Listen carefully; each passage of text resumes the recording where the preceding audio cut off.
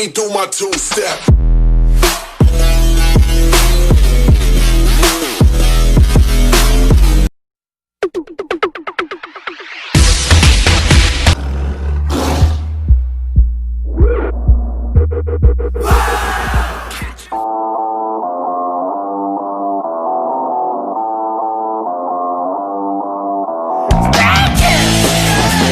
Membacakan tentang definisi value. Definisi value perannya berpotensi atau telah menggantikan nilai buku yang selama ini sebagai basis yang digunakan dalam pengukuran aset tetap atau pos keuangan lainnya. Fair value ditetapkan oleh International Accounting Standard Board atau IASB sebagai dasar untuk mengukur aset. Kebutuhan informasi dari suatu kondisi keuangan pada satu entitas sering dilihat dari laporan keuangan entitas tersebut. Performance suatu laporan keuangan seharusnya dapat memberikan gambaran atas beberapa indikator kinerja keuangan entitas dimaksud. Pada gilirannya, laporan keuangan tersebut akan memberikan gambaran atas kualitas aset dan kewajiban yang dimiliki entitas. Nilai wajar didefinisikan dalam IFRS sebagai the amount for which an asset could be exchanged between knowledge willing parties in an arm's length transaction. Fair value dinilai sebagai konsep yang paling sesuai dan relevan untuk penyusunan laporan keuangan sebuah perusahaan atau entitas bisnis, sebab bisa menggambarkan nilai pasar yang sebenarnya terjadi. Nilai wajar ini digunakan untuk mengukur satu aset, sekelompok aset, satu liabilitas, kelompok liabilitas, konsiderasi bersih dari satu atau lebih aset dikurangi satu atau lebih liabilitas liabilitas terkait. Satu segmen atau divisi dari sebuah entitas, satu lokasi atau wilayah dari suatu entitas, dan yang terakhir satu keseluruhan entitas, liabilitas terkait. Satu segmen atau divisi dari sebuah entitas, satu lokasi atau wilayah dari suatu entitas, dan yang terakhir satu keseluruhan entitas. Yang kedua yaitu dukungan untuk fair value. Dewan Standar Keuangan Internasional IFRS telah memberikan statement bahwa fair value merupakan satu-satunya konsep yang relevan dalam dunia bisnis. Adapun argumen mereka dalam IFRS Wiley 2010 adalah: yang pertama, akuntansi fair value dapat meningkatkan transparansi atas informasi yang disampaikan kepada publik. Yang kedua, informasi fair value adalah informasi utama dalam keadaan ekonomi saat ini. Dan yang terakhir, dengan fair value akan memberikan info yang lebih real pada investor. Sekian dan terima kasih. Wassalamualaikum warahmatullahi wabarakatuh. Yang pertama yaitu pendekatan pasar. Dalam pendekatan ini, nilai wajar diukur berdasarkan harga pasar atau informasi relevan lain yang dihasilkan dari transaksi di pasar. Hal ini termasuk harga aset atau liabilitas sejenis yang ada di pasar, dan metode penilaian lain yang konsisten dengan pendekatan pasar. Jadi urutan yang digunakan jika nilai wajar menggunakan pendekatan pasar adalah urutan yang digunakan jika liabilitas pada saat pelaporan. Yang kedua, pendekatan penghasilan.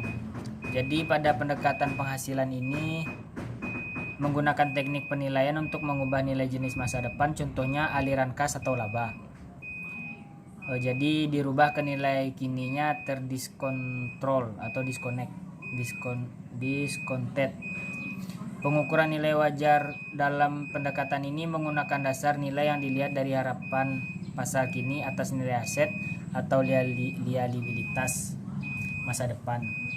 Pendekatan ini termasuk menggunakan nilai kini, yaitu present value atau option pricing. Sekian, terima kasih. Materi fair value yang keempat yaitu alternatif dalam penentuan fair value. Masalah mendasar dengan penggunaan nilai wajar atau nilai sekarang adalah sulitnya menentukan konsep nilai sekarang yang tepat untuk menilai suatu aset. Terdapat teori untuk dasar penentuan nilai wajar aset tersebut. Ada 5, yaitu pertama, biaya historis yang disesuaikan dengan tingkat daya beli. Nah, metode ini menggambarkan nilai sekarang dari aset yang dimiliki oleh perusahaan dengan menyesuaikan harga perolehan tingkat harga umum. Nah, yang kedua yaitu nilai realisasi bersih atau nilai keluaran, yaitu maksudnya di mana harga maksimum dari aset yang saat ini ditahan apabila dijual dan dikurangi dengan biaya transaksi. Nah, yang ketiga yaitu biaya penggantian kembali atau nilai masukan, yaitu jumlah uang yang harus dibebankan pada saat ini untuk memproduksi kembali properti fisik yang sama dengan yang saat ini. Nah, yang keempat yaitu aliran kas masa depan yang diskonto, yaitu di mana aset tetap yang dimiliki perusahaan untuk lebih dari satu periode berarti diharapkan untuk bisa memberikan aliran manfaat ekonomis juga untuk lebih dari satu periode. Nah, yang kelima yaitu nilai historis yang disesuaikan dengan tingkat harga tertentu. Metode ini menggambarkan pembentukan nilai sekarang dari aset yang dimiliki oleh perusahaan dengan menyesuaikan harga perolehan menggunakan tingkat harga khusus. Nah, apa itu tingkat harga khusus? Tingkat harga khusus itu merupakan tingkat inflasi individu untuk jenis barang tertentu. Nah, karena saya akan melanjutkan materi selanjutnya mengenai implikasi fair value pada dunia bisnis, saya akan menjelaskannya, yaitu dalam penilaian properti secara konvensional ada 3 metode atau hierarki yang juga sudah disesuaikan dengan standar akuntansi. Pendekatan yang mengambil langsung pembandingnya dari properti sejenis yang dinilai dari perusahaan atau pasar. Sekian dari saya, Lisa Fitriani. Saya ucapkan Assalamualaikum warahmatullahi wabarakatuh. Warahmatullahi wabarakatuh. Baiklah, Devi menjelaskan materi selanjutnya yaitu tentang pro kontra fair value Indonesia. Munculnya aplikasi fair value dalam dunia bisnis Indonesia tentu menimbulkan pro dan kontra di antara pelaku bisnis lokal. Berbeda halnya dengan Amerika Serikat yang bersikap secara perlahan menerapkan fair value measurement yang telah diatur dengan sangat kompleks, detail, terinci oleh GAAP. Indonesia begitu mengetahui pasar sedang bergejolak dan kondisi di dalam negeri juga belum siap benar. Indonesia lebih memilih menunda menerapkan fair value Indonesia. Indonesia akhirnya baru menerapkan fair value secara penuh pada tahun 2012. Masalah ketidaksiapan Indonesia juga diakui Yusuf Wibisana. Menurut mantan ketua DSAK tersebut,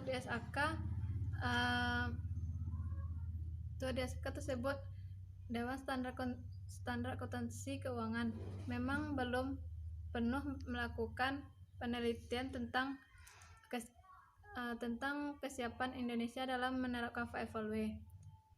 Namun diakui Yusuf, ada beberapa pihak atau bidang yang sudah siap tapi banyak juga yang belum siap. Namun demikian, PSAK sudah menyusun beberapa standar yang semua mengacu pada IFRS IAS. Termasuk di dalamnya konsep fair value diantaranya adalah PSAK nomor 30 tentang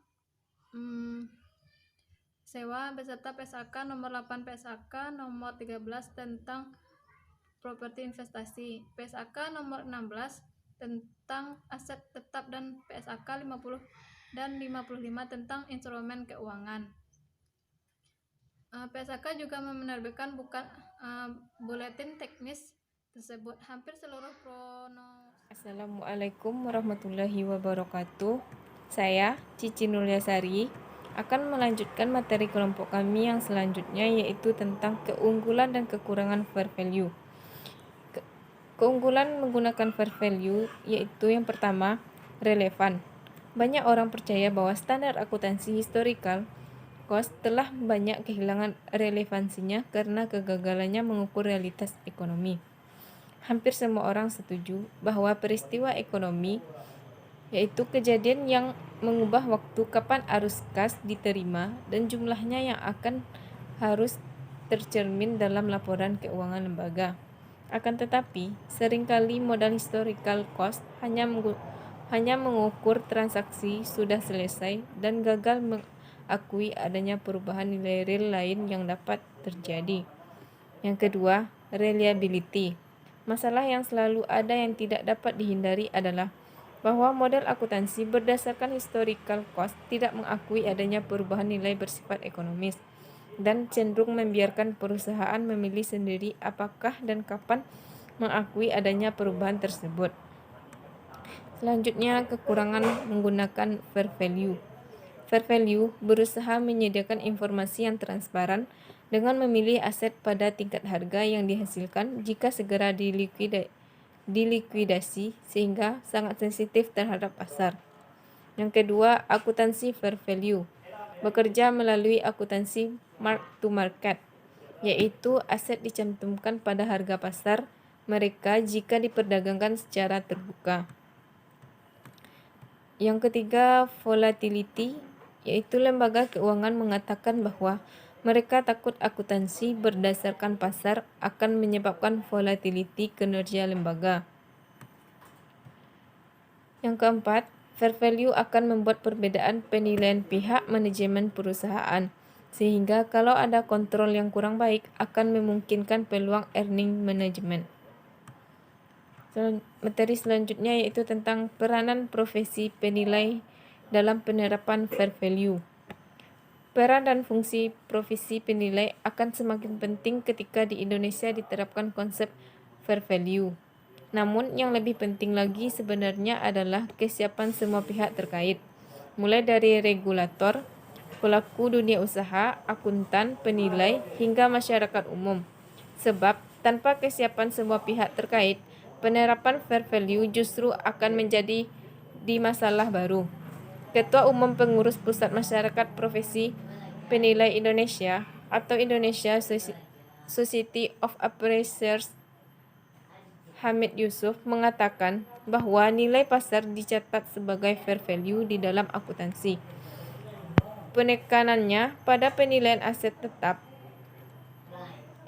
untuk penilaian-penilaian yang lainnya untuk kepentingan akuisisi, investasi, MAPPI juga memberlakukan fair value.